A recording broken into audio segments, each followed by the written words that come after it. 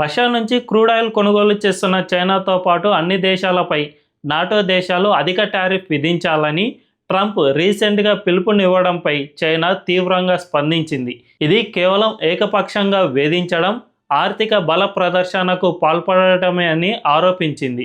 America చెప్పినట్లు NATO దేశాలు ఆంక్షలు విధిస్తే తాము ఊరుకోమని హెచ్చరించింది. చైనా విదేశాంగ శాఖ ప్రతినిధి లిన్ జిన్ మాట్లాడుతూ, ప్రపంచంలోని ఇతర దేశాలకు ఎలాగైతే సత్సంబంధాలు ఉన్నాయో అలాగే తాము కూడా రష్యాతో వ్యాపారం చేస్తున్నామని చెప్పారు. ఈ విషయంలో అంతర్జాతీయ చట్టాలను కూడా పాటిస్తున్నామని స్పష్టం చేశారు. అయినా కూడా తమపై ఆంక్షలు విధిస్తామంటే నాటో దేశాలని వదిలేది లేదని హెచ్చరించారు. దీంతో చైనా ఎంతకైనా తెగించేందుకు సిద్ధమైందని తెలుస్తోంది. మరి నాటో దేశాలు ట్రంప్ ఒత్తిడికి తలొగ్గి తమను తాము నాశనం చేసుకుంటాయా, లేక చైనా, భారత్ లాంటి దేశాలతో సత్సంబంధాలను నెరిపి ట్రంప్ను ఎదిరిస్తాయా అన్నది తెలియాలంటే వేచి చూడాల్సిందే.